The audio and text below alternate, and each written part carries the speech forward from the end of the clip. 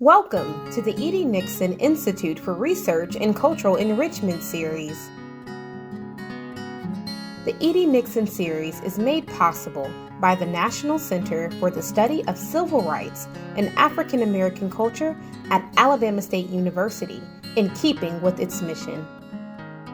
To research and preserve African American history and culture, to serve as a living museum and civil rights clearinghouse, to teach and empower future generations. Edgar Daniel Nixon is the most noted civil rights activist in Montgomery, Alabama, before the arrival of Dr. Martin Luther King Jr. in 1954. In the 1940s, Nixon was the president of the local and state branches of the National Association for the Advancement of Colored People. He is widely known for his untiring efforts to intervene on the behalf of Rosa Parks, which sparked the 1955 Montgomery bus boycott by posting her bail after she was arrested for refusing to give up her seat to a white passenger on a Montgomery city bus. Nixon was instrumental in securing funds for the Montgomery Improvement Association to protest the treatment of blacks on city buses. The D.Nixon Research and Cultural Enrichment Series presents on a wide range of topics dealing with individuals, events, and periods in Montgomery, Alabama's African American history, which have not received full scrutiny by researchers. The 2020 theme for the Center's D.Nixon series is Connecting the Past and the Present. Significant anniversary dates in African American history in Montgomery, Alabama since 1945.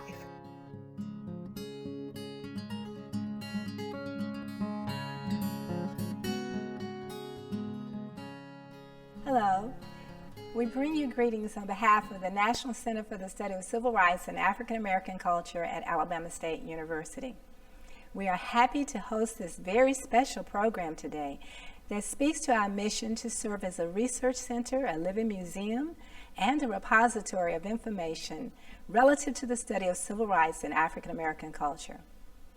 Our center offers public programming that speaks to this mission while informing new research agendas and encouraging important discussion around issues of social justice, civil rights, and the culture of African Americans. It is our intent to reach and teach people from around the world about the rich history of Alabama State University and Montgomery's role in the major episodes of the civil rights struggle. Within this context, we seek to explore the dynamic ways in which the past meets the present as we face the global issues in today's world. Endowed by the National Endowment for the Humanities, our center is an outgrowth of the collections in our archives in the Levi Watkins Learning Center and works in partnership with the National Park Service, honoring voting rights history in the new Montgomery Interpretive Center located on ASU's campus that is celebrated as a university at the heart of the modern civil rights movement. We welcome you to our program today as we seek to preserve, study, and teach the rich history and culture of African Americans. Hello, I'm Dr. Howard Robinson, University Archivist at Alabama State University, Assistant Professor of History, and a National Center Steering Committee member. I would like to invite you or introduce you to our guest on today's program. They led the way, student activism in the 1965 Voting Rights Crusade, the story of the role of college and high school students in the Montgomery phase of the 1965 Voting Rights Movement. We think this is an important discussion, particularly in light of today's events. In 1965, actually in January of 1965, there's an audio tape recording of a conversation between Lyndon Baines Johnson and Dr. Martin Luther King. And President Johnson tells Dr. Martin Luther King that he needed to make the issue of voting rights tangible, and he needed to bring examples of voting rights infractions and impediments to the national public and broadcast them on TV, on the radio, what he said over and over and over again. Now, the civil rights movement led by Dr. Martin Luther King and the SCLC was really trying to push a legislation in what became the 1965 Voting Rights Act. And so they knew, the SCLC knew it had to really publicize issues around voting rights. And so what we're going to argue in this particular program is that the students actually played a huge role in making the demand for voting rights, not only in Washington, D.C., in cities across this nation, but particularly here in Montgomery. And so we're going to look at, we have assembled a panel of people who were students in the 1960s, particularly in 1965, and students not only in colleges, but students in high school. And we're going to see and examine and talk to them about how they became involved in the movement, what they wanted to accomplish through the movement, and then how do they see yesterday's movement in relationship to today's social activism. So we have a panel that consists of Wendell Paris. Now, Wendell Paris was a member of the Tuskegee Institute Advancement League. He later became a member of the Student Nonviolent Coordinating Committee. We have Doug McCants. He was a student at Alabama State University in the class of 1966. He also joined the Student Nonviolent Coordinating Committee. And we have Linda Wilson. Now, Linda Wilson was a high school student. Alabama State had a laboratory high school at the time, and she was the class of actually 1965. She was a senior, and she is one of our panelists. So we're going to turn to these panelists, and we're going to talk about their involvement really in three different phases. So we're going to look at this program in three sections. The first section, we're going to talk about their awareness around the idea of a civil rights movement. You know, how did they become introduced? How did they perceive the movement and the people who were involved? And then activism. What triggered their decision to become involved? And then third, we'll look at contemporary activism, how they view the civil rights movement of yesterday up and against the social activism of today. So we're going to start with our Wendell Paris. We have Doug McCants and Linda Wilson. Hi, everybody. Hi. Good morning, Dr. Robinson. Okay, Wendell, I want to start with you. Okay. I want to look in the first part of this discussion. I want you to talk to us a little bit about how you were introduced to the civil rights movement. What was your first interactions with the movement, and what prompted you to make that step from an observer to actually a participant? Well, from the Montgomery bus boycott in 1955, my father who worked with the United States Department of Agriculture, and because of segregation, he couldn't work out of the Aronoff building there in Montgomery. So they actually paid for him to have an office on the staff at Tuskegee Institute, not on the staff, but in the buildings, the agriculture building at Milbanks Hall at Tuskegee Institute. So as he would travel back and forth to where we were living at the time in Sumter County over at the western end of the Alabama Black Belt, he would give us an update on what was taking place in Montgomery as he would pass through and visit our relatives that lived over at 3323 McElvey Street, the Dixons. So we had kind of an idea of what was going on. Plus, our band, our high school, well, not high school, but our band that comprised from Sumter County Training School, from 3rd grade on to 12th grade, would always come to Montgomery for the Tuskegee, Alabama State Turkey Day Classic. So and after that, needs to say, folks would go shopping on the next day. So we knew what was happening based on what had taken place in 1955 and what have you. Also, the Tuskegee community had a boycott of businesses in Tuskegee due to the fact that the gerrymander of the city of Tuskegee. Gerrymander is a term that was created in the North in Governor Gerry of Massachusetts, but the real essence of gerrymandering, as we know it today, really started in Tuskegee, whereas they would drive all white people into the city limits and all black people out of it. So from early 1957 on until the issue was settled, then that was that ongoing struggle. So you had the Montgomery struggle, you had the Tuskegee struggle, and then you had the nationwide struggle, and not only nationwide, but the international struggle of black people gaining greater awareness of what was going on. So needs to say, if you were a student in that time, then you were pretty much abreast of, well, you had a general idea. You didn't have specifics on movement activities, but you generally recognize that, say, from 1961, when students rallied in North Carolina to form the Student Nonviolent Coordinating Committee, and it was formed as an outgrowth of SCLC, and from folks working in Mississippi, all four civil rights organizations working together in Mississippi in 1963 and 64. Then you had the Mississippi Summer Project there. So that kind of kept us abreast of what was going on around the South, because we're talking about the social dynamic of the civil rights struggle, the social tornado, some folks would call it, of the 1960s. So we were generally abreast there. I'd like you to address the same thing, Doug McCann. If you could talk a little bit about your earliest exposure to the civil rights movement and how you viewed that. Well, first of all, I want to thank ASU and the National Center for inviting me to participate in your Brown Bags forum.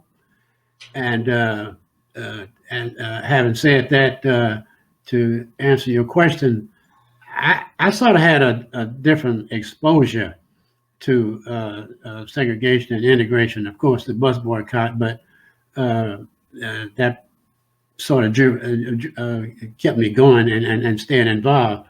But to deal with the first part of my statement about the different level of exposure, I actually was born in Ohio, so I go back in the summer, and I was accustomed to integration. I didn't see any of the symbols of segregation in that area, in that city. You know, there weren't any colored and white water fountains. I mean, black people could pretty much ride the bus sit next to white people, the street cars, and people just integrated. So I had a different level of exposure.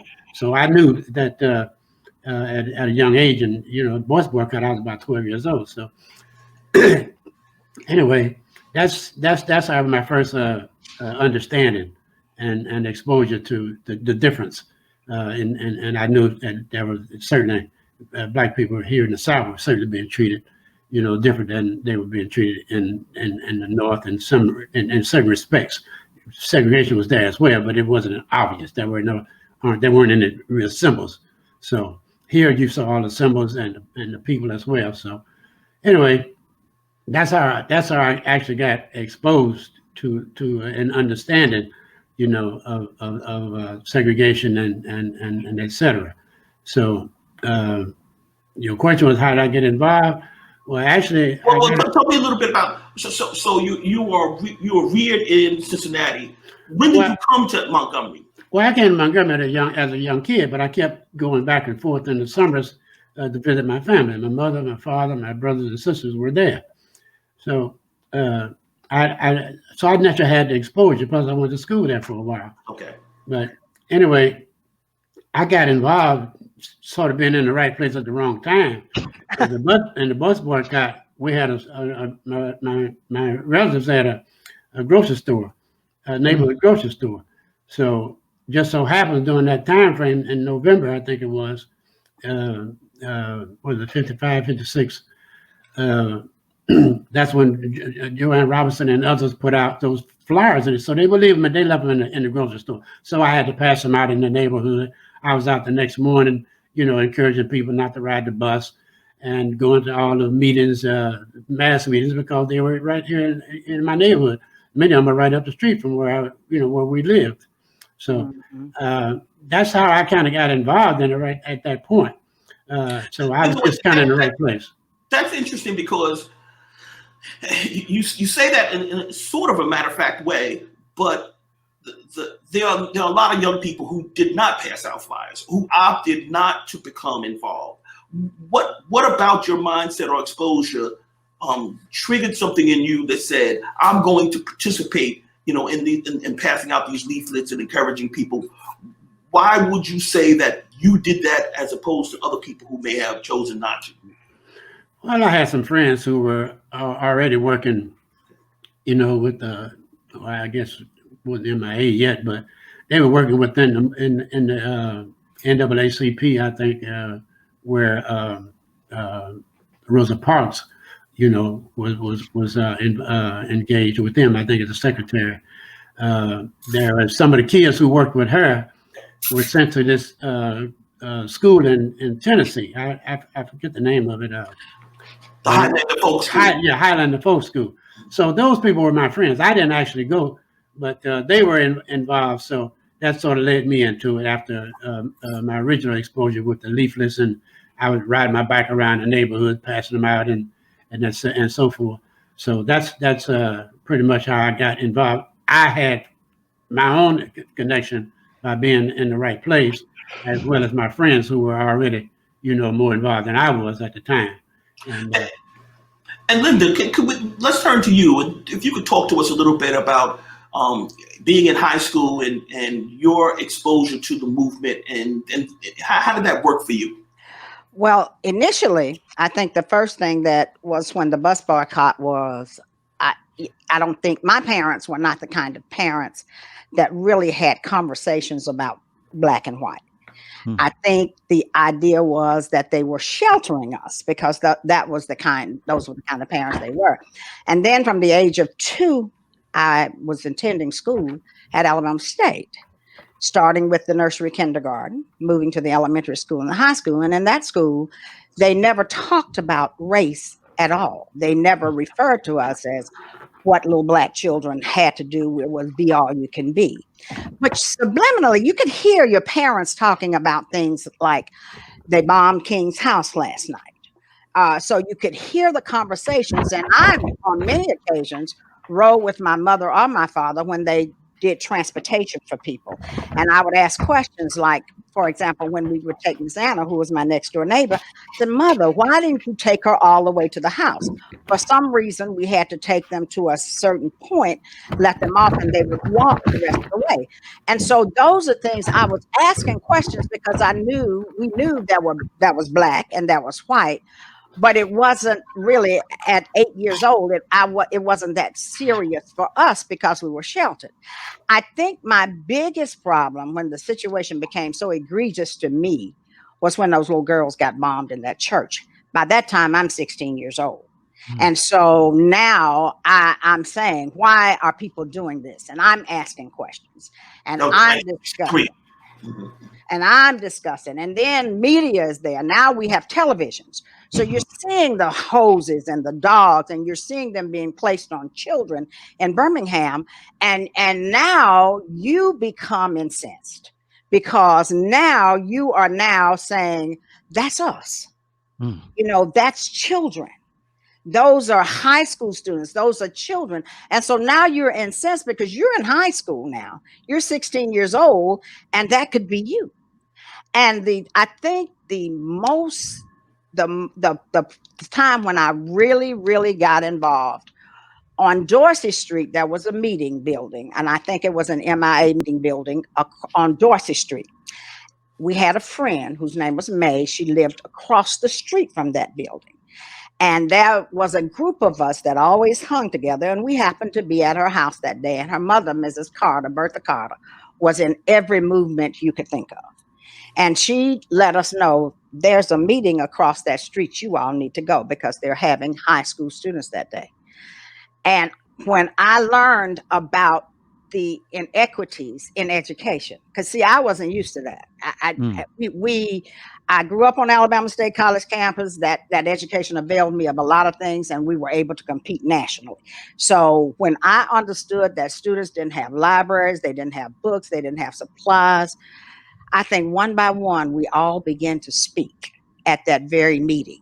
And after that, that is when we got involved. We started to go to basement of churches to learn how to guard ourselves against hoses and dogs and learning things. And then we participated in marches. And so I think I think it's around 62, 63 when the girls got bombed. From that point on, it just got in my spirit. And I kept asking questions and I kept asking questions. And then when I went to that meeting and they asked us to become involved, that's when I became involved.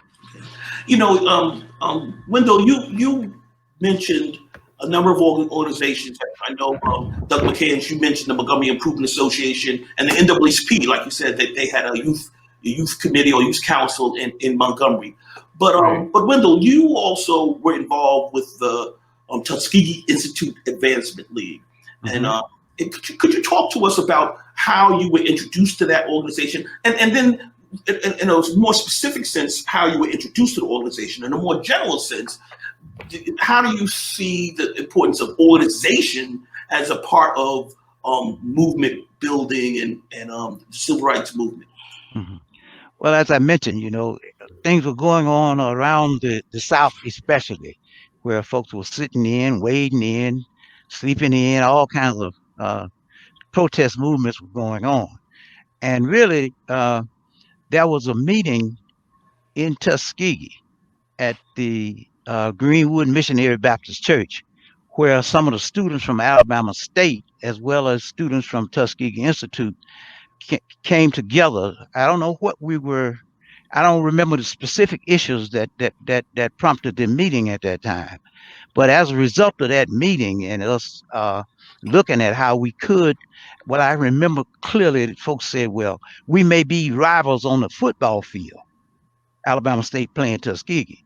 But when we come to the civil rights movement, we all must work together.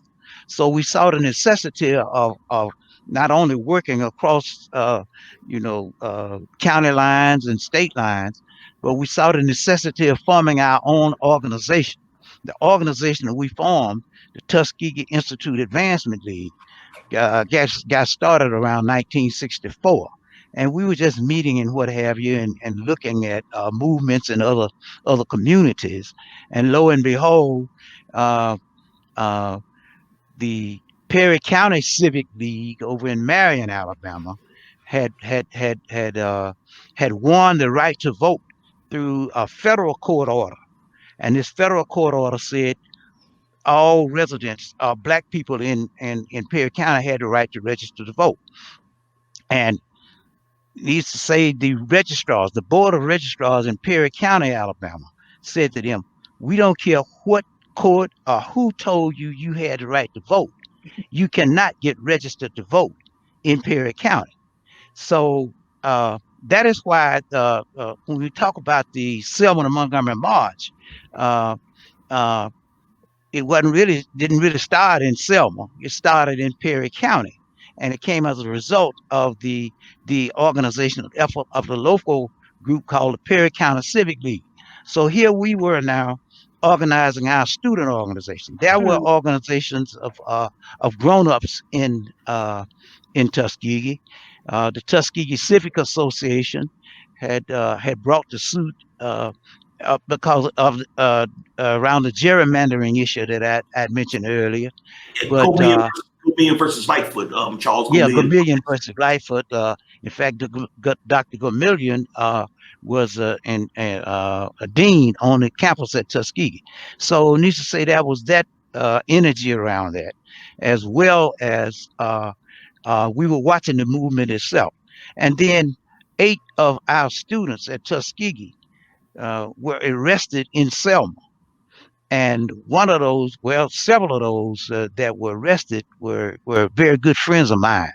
One of them a bosom buddy of mine named Eldridge Burns, who's passed on. But when the Eldridge got arrested, then that meant that it was time for all of us who were in who were hanging with Eldridge, our road partner, and all of that wine drinking buddy. It was time for us to get involved, which is what we did.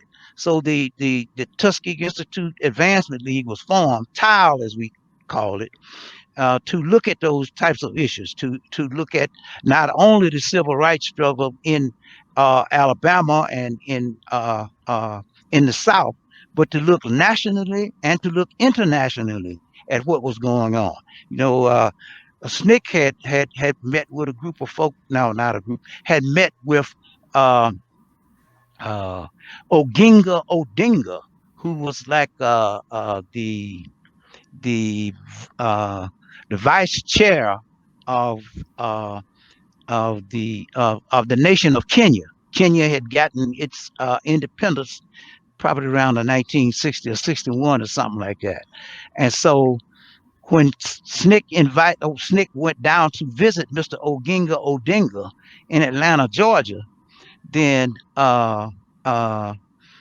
they went to see him because he was living in a Peachtree Manor Hotel.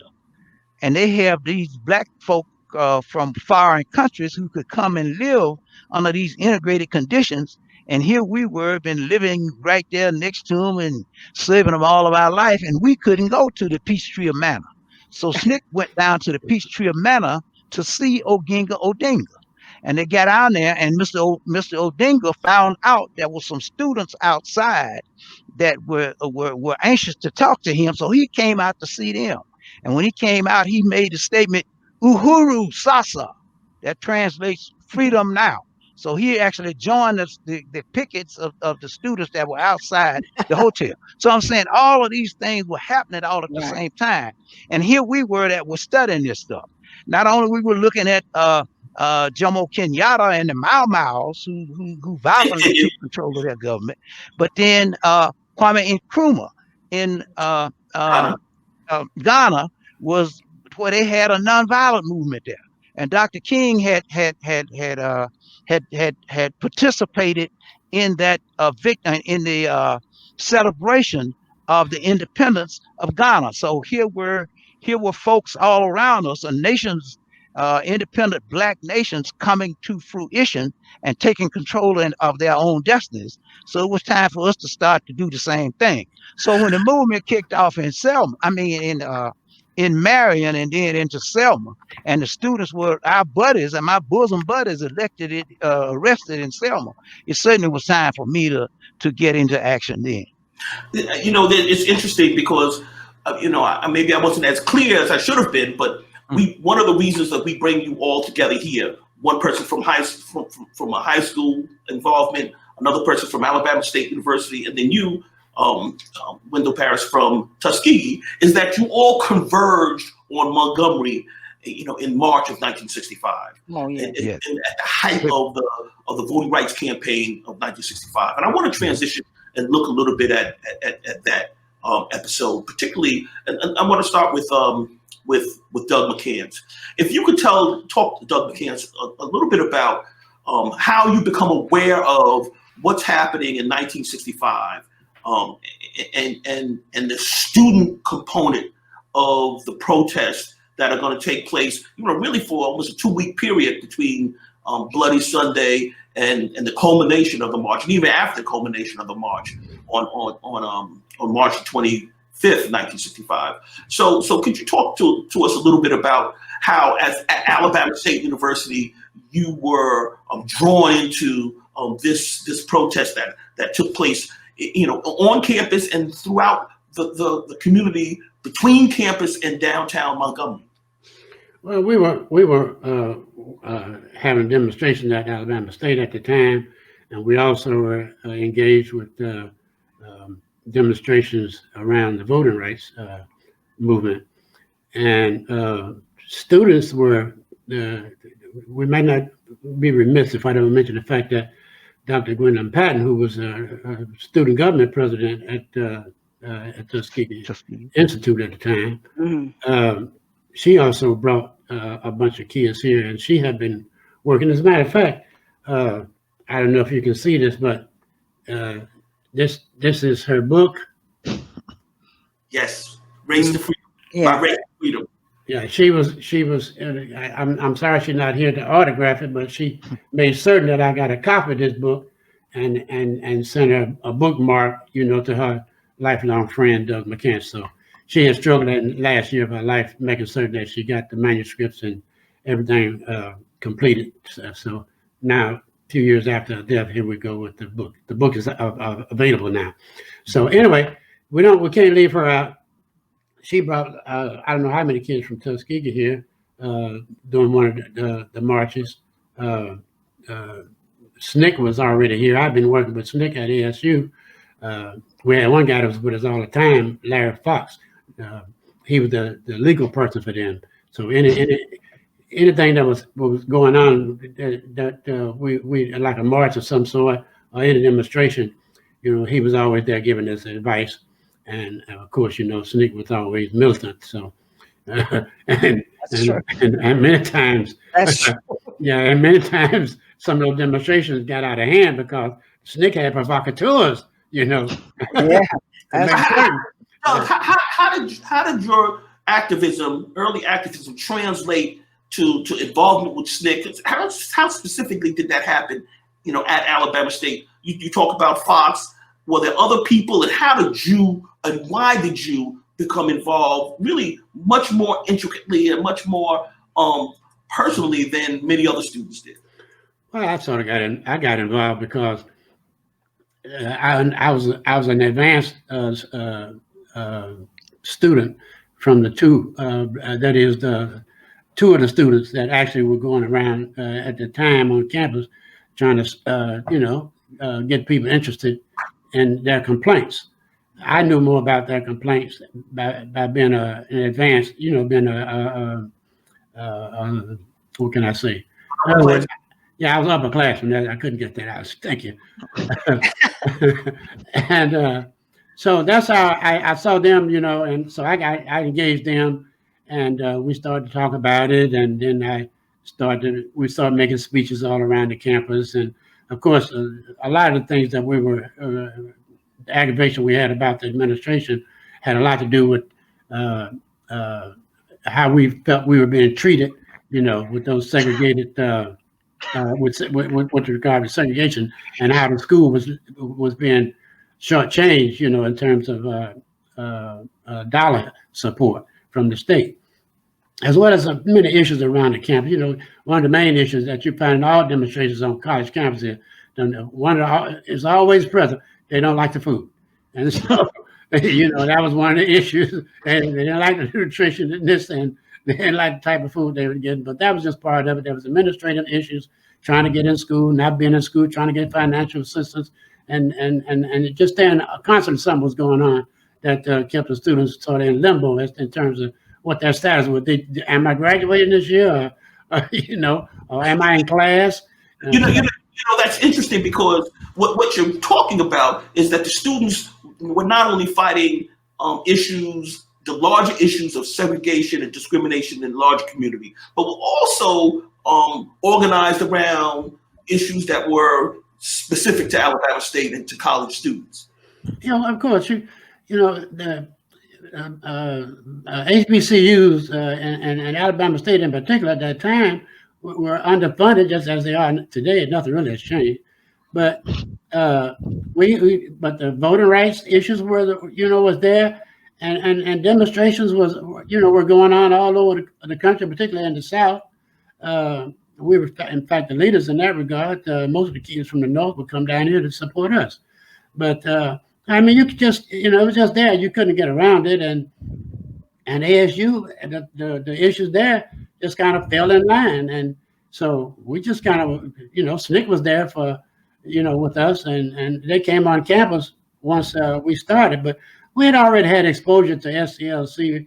I remember the time when you want to know how the kids got most involved. The high school kids got involved because guys like James Bevel and James Orange. Bevel sort of had a way about him that he could easily relate to these high school kids, and the parents had dropped. That's with the Southern Christian Leadership Conference. SCLC, and then of course they branched out, to become some people became SNCC. They left SCLC, but this is how the kids got involved, and you know, a lot of the adults weren't going to get involved. They were afraid of losing their job. The teachers weren't going to get involved. They were afraid of losing their job, and many of them were, you know, dismissed for their participation. So I do want to turn to Linda here. Dr. I wanted to set the stage though, in terms of one of the things we talked about earlier is that, you know, in Martin Luther King's larger grand scheme, he needed to dramatize issues around voting rights, really to move voting rights above and beyond the great society that Lyndon Baines Johnson had turned his attention to.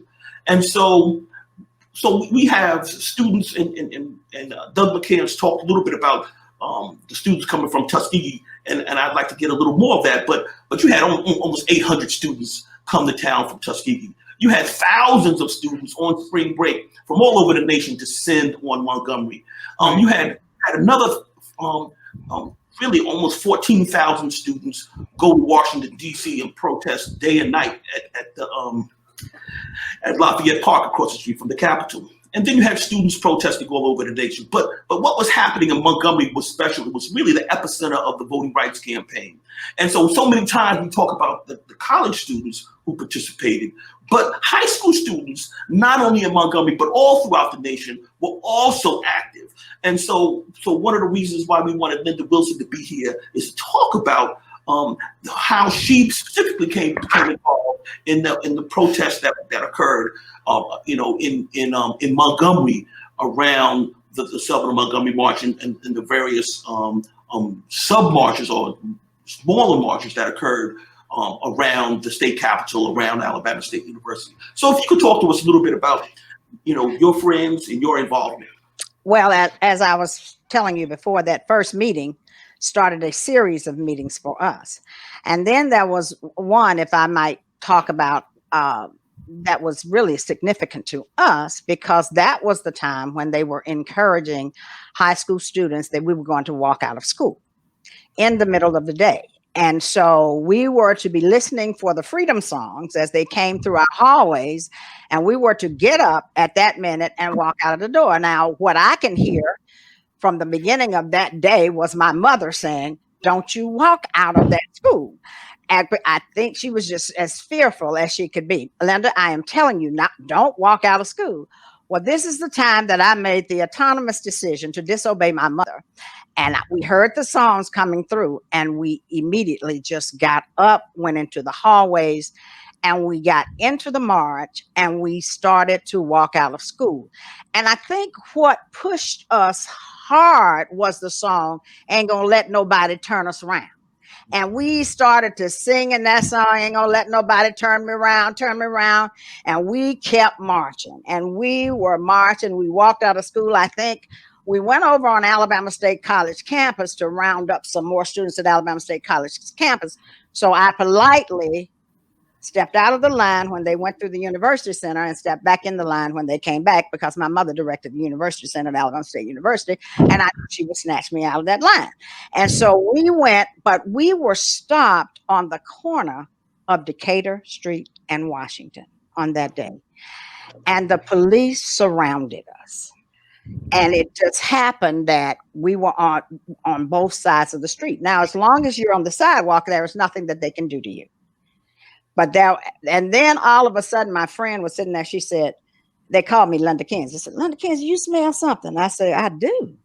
All of a sudden, we look up and hear the men on horses. I mean, and these horses looked as if they were just grown for us. Those were the largest horses that I had ever seen in my life. They were. And so you would think that in my mind, I'd be afraid of the horses. But what I was thinking about, well, if I get hurt today, my mother's going to kill me. That was all I was thinking of, because the movement, I think, was in our spirit by that time. And then to stand there and watch those police officers mock us and start singing "We Shall Overcome" and just mocking us and doing all those things. And then, you know, that made us more incensed, but we were in a nonviolent movement. So there was nothing you can do to the police. You just sit there. And then someone said, and I'll never forget it, "Let's go across the street and meet our brothers and sisters." And oof, That is when the riot broke out. And I think all of us got a little shaken up. I remember being pushed on a porch. And that day they had those high porches. And I remember being pushed on a porch. And I remember I was at the edge of the porch. By that time, I had lost my tennis shoe in the fray. And it's not a time when you go back and try to find your tennis shoe. So you just one shoe on and one shoe off. And I remember on one side of me was a police officer. On the other side of me, this horse is just knowing. And I just, of all the people, happened to be right at the edge. So I'm feeling this horse gnawing me in my back. And I can hear him. And I said, okay. And then the police officer, kind of called us names and told us to get off the porch.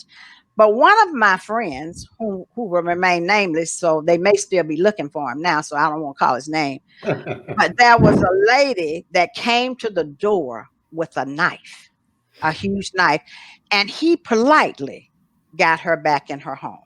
And so I won't call his name, but I know exactly who it was.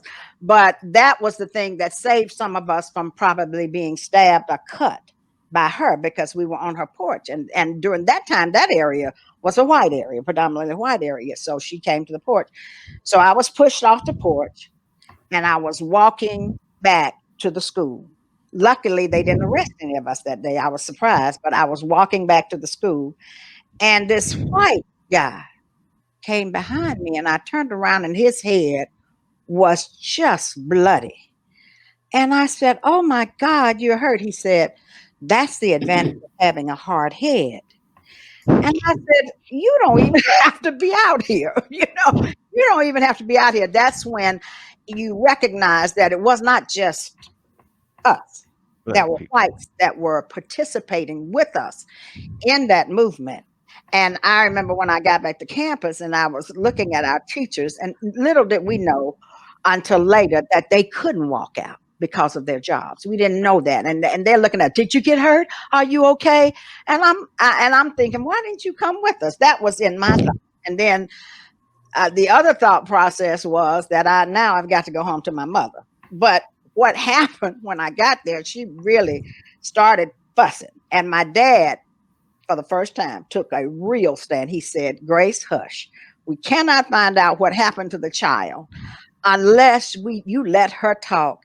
But I got that feeling with my dad's conversation that he was really proud of me for taking that stand against in that movement. And then that night, my tennis shoe happened to be on national news. It said, "Remain today's march," and that was my black tennis shoe on national news. But though that was just a series, that was a series of things that we participated. Some marches were peaceful, where you had a permit. Some were not. But you asked about this group. There was a group of us, and our nickname, everybody called in that group, everybody called each other Fred. And if you were Fred, you were a member of that group. And we had this thing. If we go somewhere and we sit down and it's not peaceful, here's the car right here. If you're not back here at a certain time, we're leaving you and you have to find your way to get there the best way you can. But yeah, we participated in a lot of things that were peaceful, things that were not so peaceful, rallies. But I think by that time it had gotten in our spirit. I do want to say this, place a particular plug, because in our previous conversations with you, Linda Wilson, we found out that your father had an 8mm color camera, and that he had shot video of the last day of the Selma to Montgomery March, and really all during that last phase. So at the city of St. Jude, the last or the fourth campsite, that where the marchers marched from the city of St. Jude on the outskirts of Montgomery through Black Montgomery downtown into the state capitol, and he took film, shot film of those of that march and that procession, and your family has donated that film to Alabama State University, and we are so glad. Of course, we have the Interpretive Center, the National Park Service has partnered with Alabama State University, and we are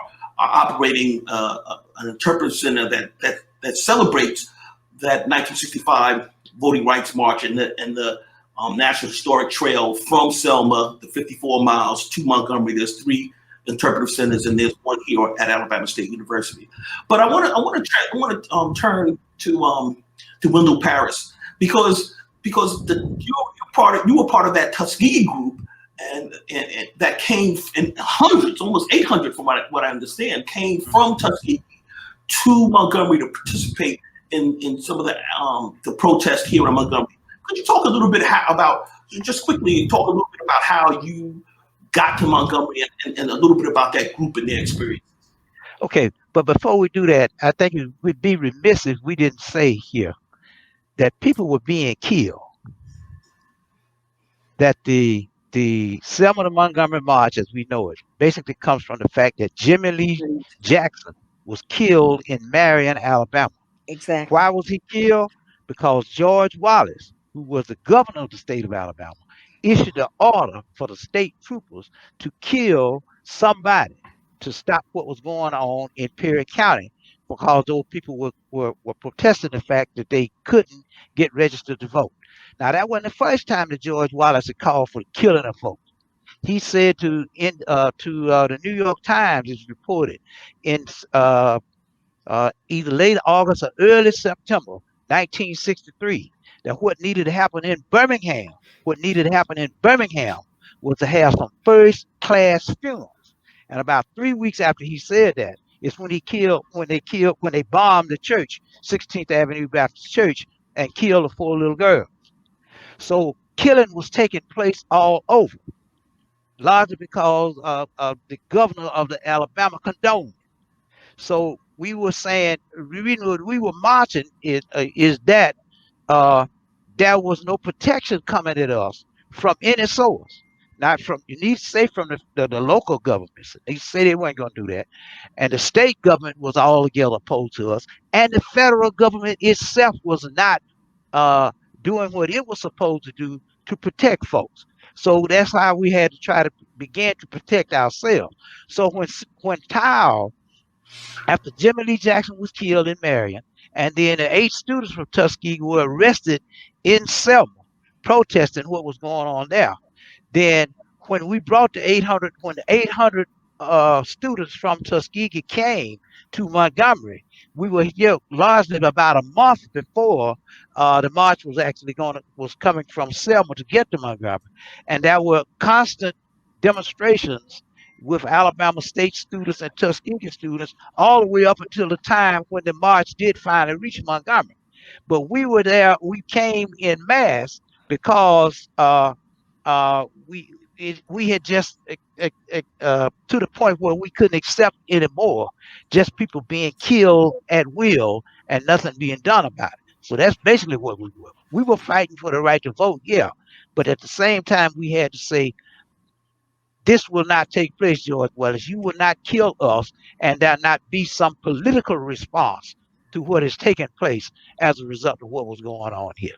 So that's why Tao came, and the Tuskegee Institute Advancement League, to Montgomery, and was at the state capitol to give to Governor Wallace a list of demands that we were bringing as to what needs to take place in the state of Alabama. High among those demands were that we had a right to vote, and that the school system, the acceleration of the desegregation of schools needed to take place at a much more rapid pace. So that's why we were here. That's why we were marching, and that's why when they brought the state troopers and that same posse that had beaten people in Selma was there at the state capitol in Montgomery, prancing back and forth in front of the state capitol to keep us from getting to see the governor. So when they denied us the right to make the petition to the governor, that is when we sat down in the street. We sat down in the street in front of the Capitol, right there on Dexter Avenue, and stayed there until half of the night uh, uh, uh, uh, because we couldn't get in to see our governor. Here he is, the governor of the state, denied us the right to even present him a petition. So we had to openly protest what was going on. And when all of the other folks who had come during that spring break from schools around the country and students around the country, and we were arrested there in front of that the Capitol. That is the straw that broke the camel's back in terms of the active engagement of Tuskegee students, Alabama State students. Folks were there from Wilberforce, folks. Well, from the state of Alabama, you had basically all of the schools and all of the HBCUs in Alabama had some representation in Montgomery. In fact, Senator Hank Sanders, who many of you will know, was in the legislature for so long, he was a student at oh boy, my gracious, that's crazy. Y'all, I'm 75 years old. He was a student at Talladega.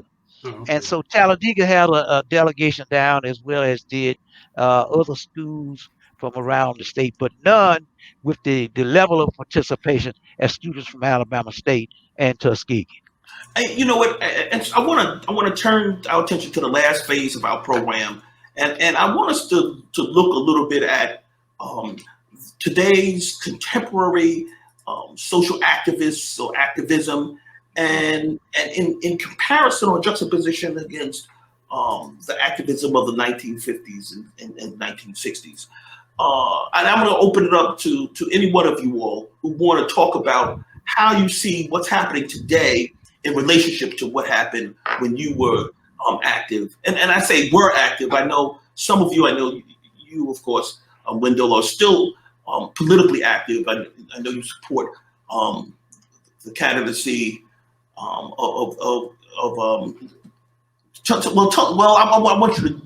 want you to talk about your own continuation of your political activism. But first, before we do that, I'd like some of you will chime in on this idea of social activism today versus social activism versus yesterday.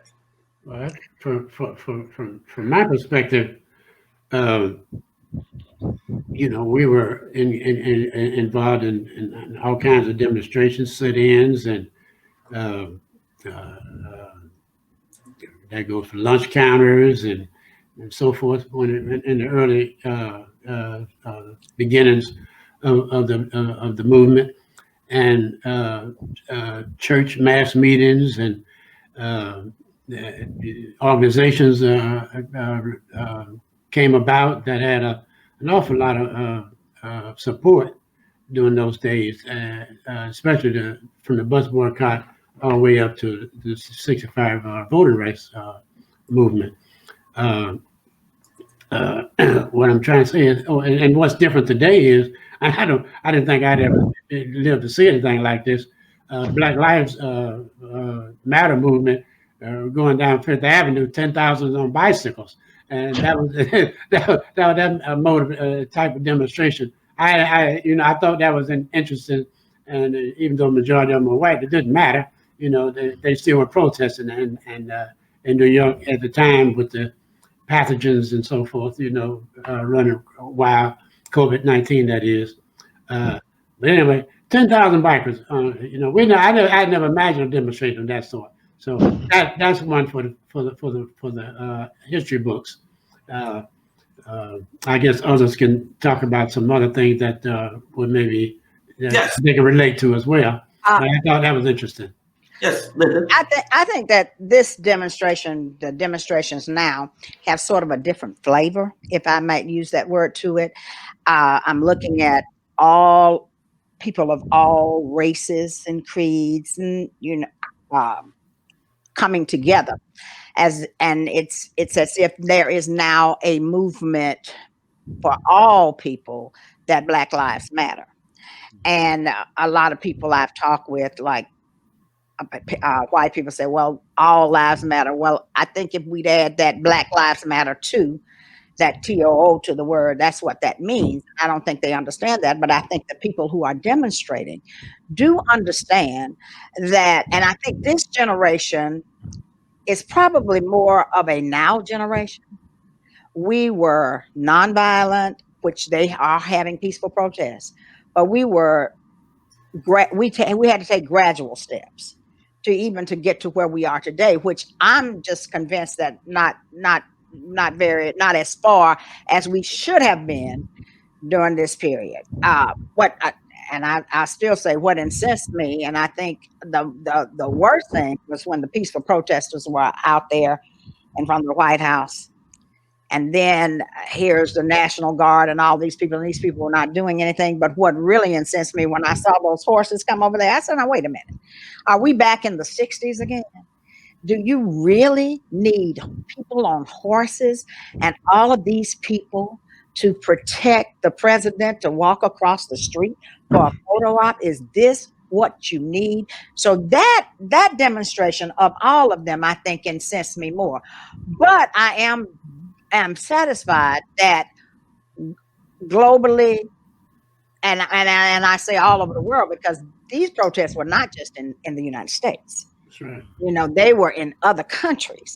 And I think that it has become a national and a global movement. And I think people are ready to see change. I'm looking at the sports programs and all of these things that are now becoming involved. And so I think if it has a different flavor. It's people who are just tired of injustices. And that part of it I do like. Let me say this. Most Black people do not recognize that the 1965 Voting Rights Act is a temporary measure. It was passed in 65. It was extended in 1970. It was extended again in 1975. It was extended again in 1982. It was extended again in 2003. So here we are, all of these years later, and we still are temporary citizens of the country of our birth. See, if you don't have a solid right to vote, then you don't have a solid citizenship. So we're not really solid citizens because we're denied the right to vote. And when we have, I'm sorry. Go ahead. We have so many things that actually hinder us as Black people from voting. That and they're just seemingly all the time they're trying to do things to keep us from voting. And I think the late John Lewis was one of those who was trying to get another Voting Rights Act, because we do need to have equality. And I just don't think that we're there yet. What I don't know is that once Dr. King died, what I would have wished was that the movement would have kept going, just kept going, and that we would not have had a pause. I think we had sort of like a pause after he died in the movement. And I wish we would have kept going so that we could get a little further. But I did hear a minister in Jackson, Mississippi, and when he was doing the for taking the flag down, he said that it's not a matter of history, it's a matter of conscience. And so I think that is going to be the problem that we're having right now, is that we don't have leadership that has the heart in this movement. And I think that's what we need, the heart in here. All rights of a democracy are predicated on the right to vote. When you don't have a right to vote, you don't have any other rights that you can depend on for your participation into what's happening in your immediate environment as well as in your nation. So we have to, and the United States government looked to Alabama once again to take away our voting rights. That Shelby County situation in 2013, it wasn't really Shelby County, it was the city of Calera. And they've taken the right, they've taken away Section 4 and Section 5 of the Voting Rights Act based on the fact that here is less than 25% of the population. Blacks didn't have but one seat on the 5 seats in Calera, on the city council in Calera. So they filed suit to even take that away. And that's what we have to understand. And that is, and we're going to have to wrap it up on that note. I sincerely appreciate the participation of our panelists in this conversation about African American struggles for voting rights, and this is the conclusion of part 2 in a series of conversations. But I want you all to I want to thank the National Center for providing this opportunity, and to say to our panelists, we thank you, and I think we had an engaging conversation, and I'm just delighted that we had an opportunity for you to share with the public your personal experiences, and to compare your experiences to some of the contemporary issues facing Americans today in the 21st century. Thank you so much for joining us. Thank you. Thank you for having me.